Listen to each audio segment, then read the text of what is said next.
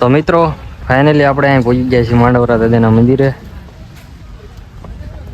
જોઈ લો, તારા દર્શન પણ કરી લો. So hey guys, welcome to my new vlog. તો આજે તો આપણે ફટાફટ જઈ ગયા અને બ્રશ કરીને બેસી ગયા છીએ આપણે દૂધ પીવા, કેમ કે આજે આપણે જવાનું છે બારગામ ને એક મસ્ત મંદિરે.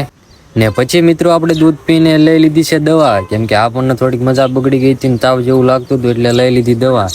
ને રાતે જ લઈ આવ્યો હતો, કેમ કે લાગતું હતું એવું કે મજા બગડી ગઈ છે તો ખોટું વધે એની કરતાં તો દવા પી લેવી સારી. ને સાથે પણ લઈ જવી પડશે, કેમ કે વાતાવરણ પણ એવું છે વરસાદ વાળું.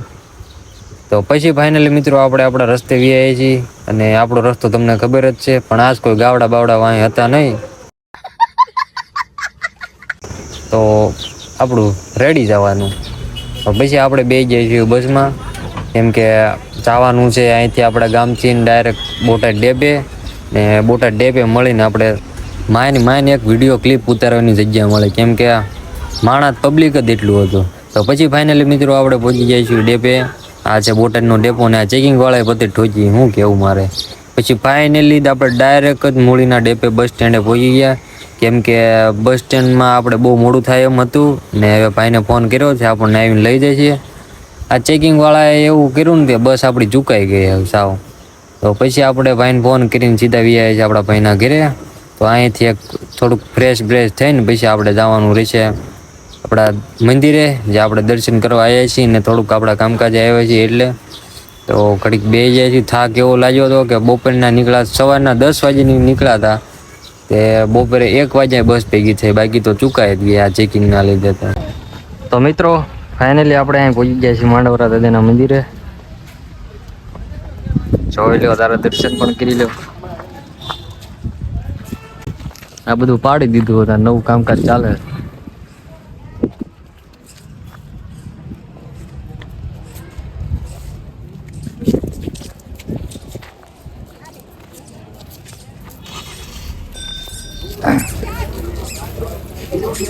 અંદર એવું ગાય લઈ જવા નહીં દેતા કોઈ.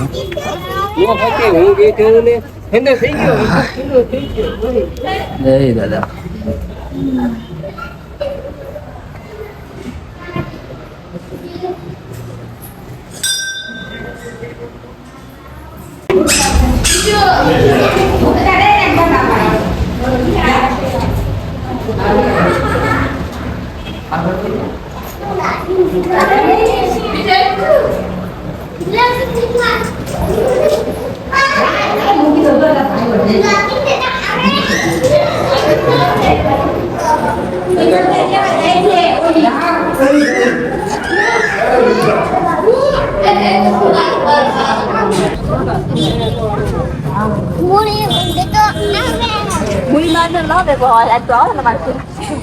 રેકોર્ડિંગ કરવા ના પડતા હતા દાદા પૂજારી, આપણે કરી લીધું.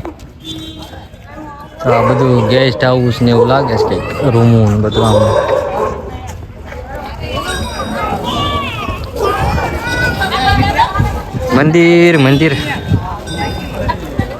મંદિર સારું છે. તો મિત્રો એવું અહીં કહેવામાં આવે છે કે અને શિખર ઉપર જ્યારે મોર આવે ને ત્યારે આરતી ચાલુ થાય દાદાની. ત્યાં સુધી આરતી નથી થતી. ને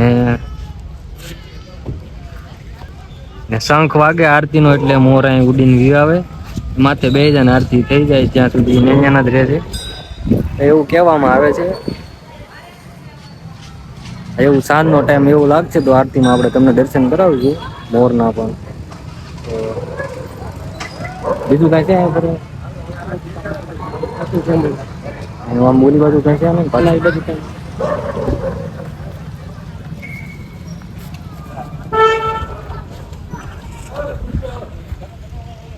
તો બસ મિત્રો એટલું જ છે. અહીંયા દૂરથી ગાડીઓ આવે છે અહીંયા ખાલી દાદાના દર્શન કરવા હતું. તમે પણ આવજો ને આરતીનો દર્શનનો લાભ લેજો. સારું તારે ચાલો રાખીએ, મળીએ નેક્સ્ટ વ્લોગમાં. ત્યાં સુધી ટાટા બાય.